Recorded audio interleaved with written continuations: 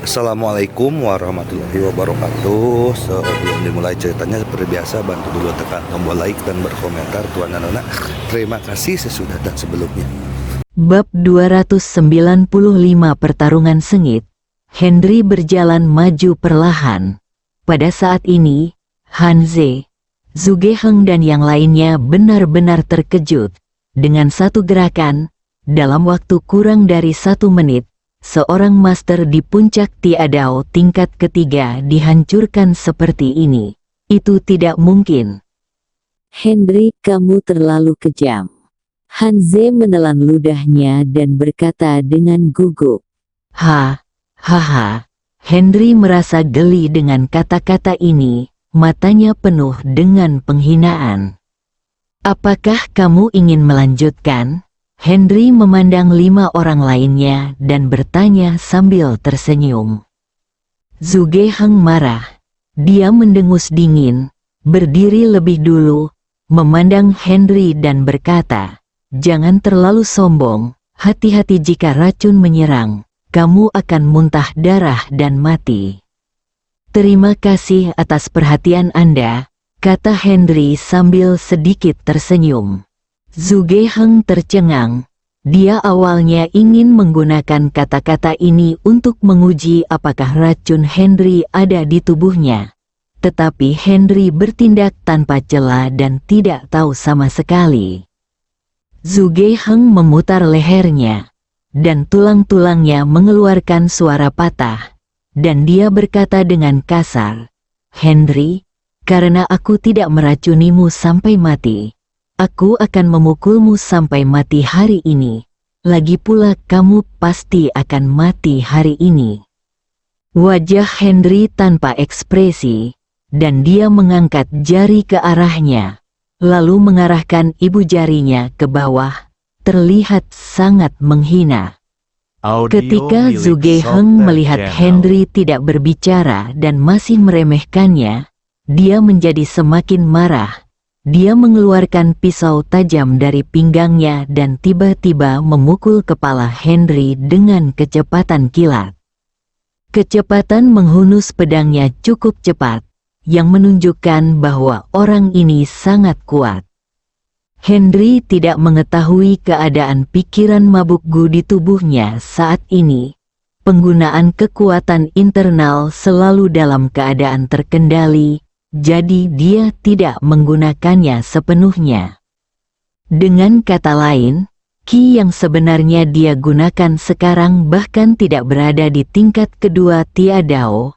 Alasan mengapa He Lianlong dihancurkan dengan satu gerakan adalah karena kesadarannya di tingkat ke-6 Tiadao ada di sana untuk menemukannya dengan lebih mudah. Musuh lemah dan mungkin tidak mungkin menggunakan kekuatan sekuat tenaga untuk melawan mereka. Namun, ini bukan masalah besar bagi Hanze dan orang-orang di depannya. Jika mereka menyerang, mereka harus menyerang dengan seluruh kekuatan mereka, yang akan merugikan. Saya tidak tahu apakah itu dianggap kesalahan, tapi bagaimanapun, karena pertimbangan atau titik awal mereka sendiri, mereka tidak memilih untuk mengepung, memberinya setiap kesempatan untuk mengalahkan mereka. Sekarang He Lianlong telah digulingkan. Jika Zugeheng digulingkan lagi, orang-orang yang tersisa akan sangat mengurangi tekanan Henry. Ketika sebuah pisau menghantam, Henry menghindar ke samping untuk menghindari pukulan itu. Pada saat yang sama, Henry tiba-tiba mengangkat tangan kirinya, dan 5 jarum perak terbang pada saat bersamaan, menembaki Hanze dan 5 orang lainnya. Ye Fei bereaksi cepat, meraih Hanze dan melompat untuk menghindari jarum perak. Namun, si Kongbo, Huang Fu Susiong dan Wei Yiling terkena jarum tersebut pada saat yang sama, dan bisa ular di atasnya meracuni mereka lagi. Meskipun Henry berada di tengah pertarungan, dia tahu bahwa Maryam ada di tangan mereka dan mereka harus bertarung dengan cepat. Terlebih lagi, Satu musuh lagi berarti ancaman lain. Jadi dia mengambil inisiatif dan memotong sayapnya. Huangfu Suxiong dan 3 lainnya diracuni dan jatuh ke tanah. Seluruh tubuh mereka langsung menjadi hitam. Ye Fei menemukan penawar dari Huangfu Suxiong dan memberikannya kepada mereka bertiga. Lalu mereka bertiga menyelamatkan nyawa mereka. Huangfu Suxiong memandang Henry, sangat tertekan. Dia menggunakan ular sekali dan dia tidak diracuni, tetapi dia diracuni 2 kali dengan jarum perak. Meskipun racun dari ketiga orang tersebut telah hilang, titik akupuntur mereka disegel oleh Henry, membuat mereka tidak dapat bergerak dan menjadi cacat. Melihat Henry bertarung melawannya, tetapi melukai 3 temannya, Zhuge Heng menjadi sangat marah. Dia menjadi marah, mengangkat pedangnya dan menebas pinggang Henry. Henry melompat untuk menghindari pukulan itu. Ye Fei, yang berdiri di dekatnya, telah melihat bahwa Zhuge Heng sendiri bukanlah tandingan Henry. Memanfaatkan momen ketika Henry menghindarinya, matanya melebar, dia melompat ke udara dan menendang di udara ke arah dada Henry. Tendangan Ye Fei bukanlah tendangan yang mewah, ada aura tajam di kakinya. Pada Dao Surga tingkat ketiga, kekuatan batinnya telah terbentuk, dan ia dapat segera menerobos ke tingkat keempat, dengan hembusan energi mengalir ke seluruh tubuhnya, mirip dengan kelahiran kembali tubuhnya. Jika tendangan ini mengenai orang biasa, tidak hanya tubuhnya akan hancur di tempat, tetapi semua organ dalam mungkin akan hancur berkeping-keping. Retakan, Henry memukul kakinya dengan tinjunya, menyebabkan angin kencang. Ekspresi Ye Fei berubah. Saat dia mendarat, dia merasakan mati rasa di kakinya. Seolah-olah dia telah ditendang di pelat baja yang berat, dan gangki di kakinya terkejut, membuatnya bingung. Teknik tinju apa? Ye Fei tidak bisa menahan diri untuk tidak bertanya. Tidak banyak orang yang dapat menangkap kakinya sendiri yang memecahkan batu. Salah satu tendangannya dapat memecahkan batu dan pecahan batu giok. Namun dengan skillnya sendiri, lawan hanya meninjunya dan itu seperti batu yang tenggelam ke laut, tanpa efek apapun. Henry mengabaikan pertanyaan Ye Fei dan hanya mengerutkan kening. Orang ini menggabungkan keterampilan eksternal dengan kekuatan internal dan memang lebih unggul dari yang lain. Hanze sangat gembira saat melihat Ye Fei seimbang dengan Henry dalam satu gerakan. Dia merasa berani dan berteriak keras dari samping, "Ayo, ayo naik dan bunuh dia bersama." Ekspresi garang Zhuge Heng kini terungkap. Dia memegang pisau tajam panjang itu erat-erat dengan kedua tangannya, melangkah maju, dan memukul Henry lagi. Memanggil, pisau tajam itu menembus udara, mengeluarkan suara tajam, dan hendak mengenai tubuh Henry. Zhuge Heng bahkan lebih bersemangat, tangannya lebih kuat, dan matanya bersinar karena kegembiraan. Henry mendengus dingin dan dengan cepat menutup kakinya dalam kilatan petir. Hanya terdengar suara ding yang tajam, dan Henry dengan akurat menjepit pisau tajam di tangan Zhuge Heng dengan kakinya. Zhuge Heng mengertakkan gigi dan mengerahkan tenaga, mencoba mengayunkan pisau tajam itu. Tapi rasanya kaki Henry semakin kuat, dan sepertinya dia tidak bisa mencabut pisaunya untuk beberapa saat. Melihat kesempatan langka ini, Ye Fei melompat ke udara lagi, menekuk kaki kirinya di atas kaki kanannya, dan menendang kaki Henry. Henry tiba-tiba melepaskan kakinya, dan Zugeheng menggunakan terlalu banyak tenaga dan terjatuh ke belakang. Henry mengangkat napasnya ke udara, dan tubuhnya mula-mula terangkat ke atas. Lalu dengan cepat merunduk, tepat pada waktunya untuk menginjak kaki Ye Fei. Ye Fei mengerang, berguling terus-menerus di udara, dan mendarat hampir 5 meter dari kaki Henry.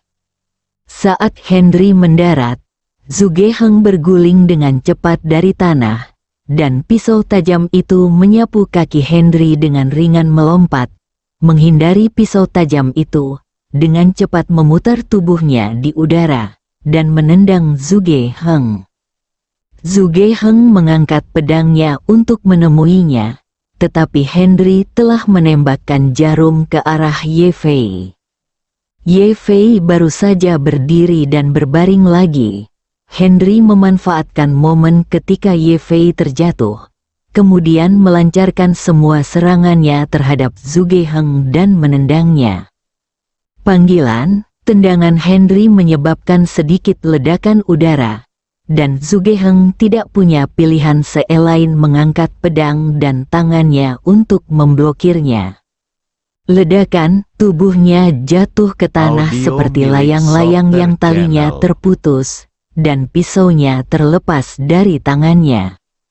Bab 296 Siapa yang memblokir siapa? Zugeheng bangkit dari tanah, terengah-engah, keringat menetes dari dahinya, dan pakaiannya basah kuyup.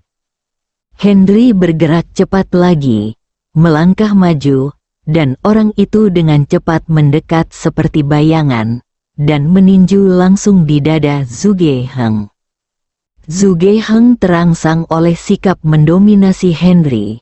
Keinginannya yang kuat untuk bertahan hidup membuatnya mengubah satu tangannya menjadi cakar dan menggunakan seluruh kekuatannya untuk meraih tinju Henry.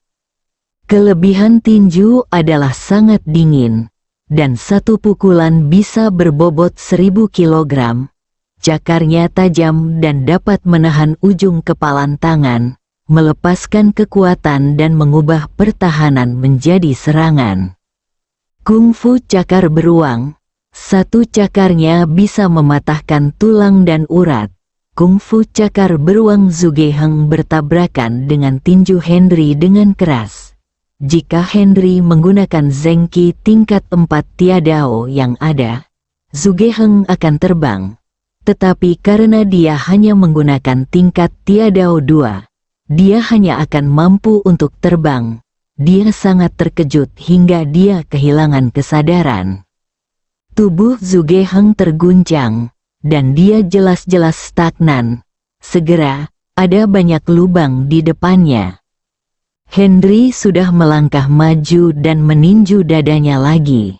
Ye Fei dengan cepat bergegas untuk membela Zugeheng, dan kaki kanannya yang terbang ke udara seperti cambuk dan menghantam kepala Henry. Suara angin sudah tiba sebelum kakinya bisa mencapainya.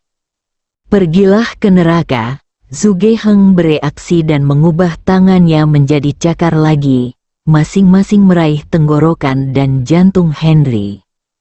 Henry bahkan tidak berusaha menghindar. Dia menggerakkan lengan kanannya dari atas ke bawah untuk memblokir kaki Ye Fei. Dia kemudian mengayunkan tangan Zugeheng yang menyerang tenggorokannya. Dia mengulurkan tangan kanannya dan langsung meraih tangan Zugeheng lengan yang menyerang jantungnya. Zugeheng terkejut dan buru-buru menghindar ke belakang, terhuyung-huyung menghindari pukulan Henry. Ye Fei dan Zugeheng saling memandang, dan salah satu dari mereka segera menyerang bagian bawah dan atas dengan kakinya, sementara yang lain menyerang bagian tengah dengan cakarnya, dan mereka bertarung sengit dengan Henry. Tinju Henry dengan kedua tangannya terus meninju dengan energi yang kuat, dan suara dentuman terus berdering. Gerakannya halus, dan dia dengan cepat menekan dua orang dalam jangkauan serangan. Hanze berdiri dan menyaksikan dengan terpesona. Sebagai siswa seni bela diri yang hebat, dia juga menyukai seni bela diri dan memiliki wawasan lain seperti ini.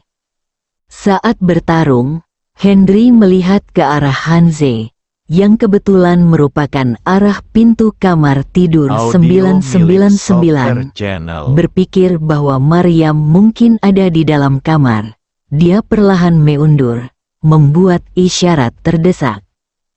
Zhu Heng dan Ye Fei sangat gembira dan bertindak lebih ganas.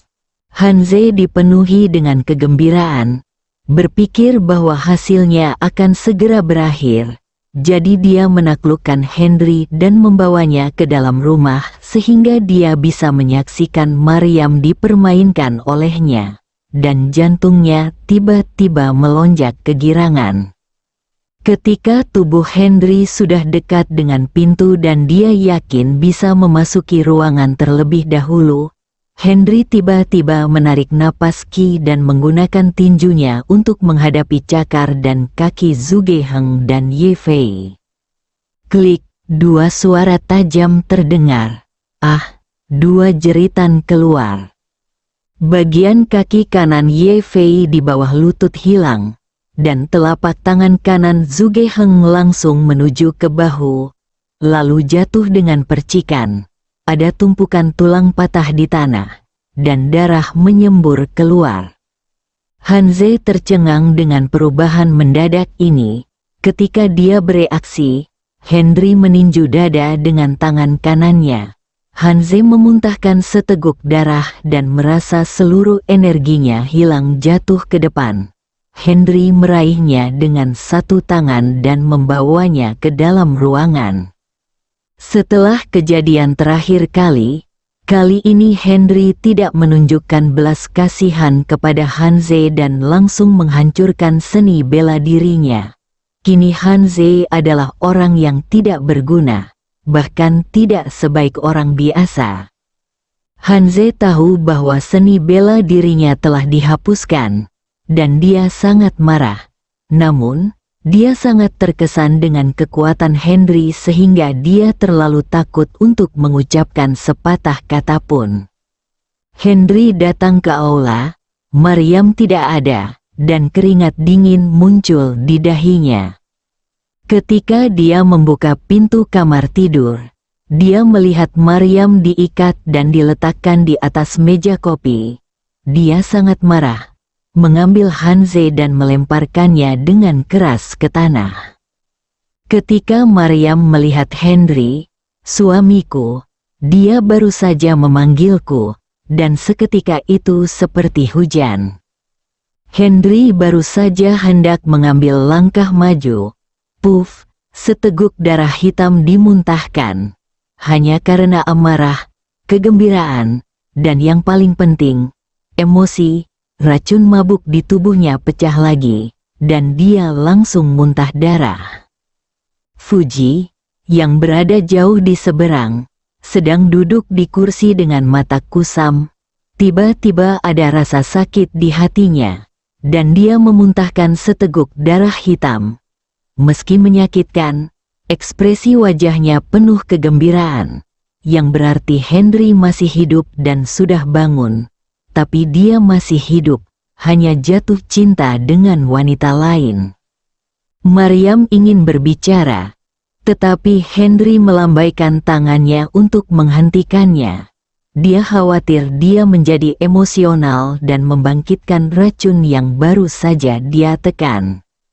Henry berjalan ke sisi Maryam, memberikan sedikit tenaga Audio pada milik tangannya, Soccer dan Channel. talinya putus dan jatuh. Sayang, untungnya kamu datang tepat waktu. Jika lebih lambat, Maryam tidak peduli dengan tubuhnya yang hampir telanjang dan dengan cepat memberitahukan keadaannya saat ini, bahkan lebih takut Henry menjadi gila. Setelah mendengar ini, Henry menarik napas dalam-dalam, duduk di sofa, dan perlahan menutup matanya.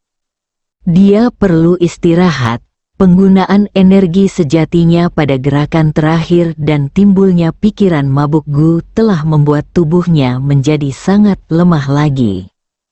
Maryam tidak berbicara, hanya menatap Henry dengan tenang. Meskipun dia tidak tahu apa yang terjadi di luar, melihat Hanze dilempar seperti ini oleh Henry, yang membuktikan bahwa dia baik-baik saja. Adapun orang-orang itu, dia tidak mau memikirkannya. Apalagi memikirkannya, dia hanya berharap itu tidak terlalu serius. Setelah 10 menit penuh, Henry bernapas dengan teratur, perlahan membuka matanya, melihat wajah Maryam berlinang air mata, mengangkat tangannya untuk membantunya mengeringkannya, dan berkata dengan ringan, "Tidak apa-apa." Maryam mengangguk. Dia tahu racun Henry baik-baik saja, dan dia juga tahu bahwa dia baik-baik saja. Henry melepas mantelnya, menaruhnya di tubuh Maryam dan berkata, "Aku akan membangunkan Hanze. Aku tidak bisa membiarkan dia melihat kecantikan istriku, kalau tidak aku akan mendapat masalah." Menjijikkan, Maryam baru saja akan bertindak genit, tetapi ketika dia melihat Henry mengerutkan kening dan menutupi dadanya dengan tangannya, dia segera menutup mulutnya. Sialan Fuji, bagaimana orang bisa bergaul dengan jiwa Gu yang mabuk ini di masa depan? Memang menyakitkan membicarakan cinta. Tapi jika ada hal lain, aku mungkin harus mengupas kulitnya meski aku tidak mati. Saat dia meletakkan ide ini, Maryam tiba-tiba memikirkan pertanyaan yang lebih menakutkan. Jika musuh membunuh Fuji, apakah Henry juga harus? Pertanyaan ini tidak dapat dibayangkan, tetapi dia tidak dapat mengendalikannya lagi ketika memikirkannya, dan dia jelas sedikit gugup. "Jangan khawatir, saya akan menyelesaikan masalah ini. Dalam kasus terburuk, saya akan menyimpannya bersama saya sampai saya menemukan cara untuk mendetoksifikasi dia." Henry telah menebak kekhawatiran Maryam dan berkata dengan tenang. Maryam mengangguk tak berdaya dan setuju. Bersambung.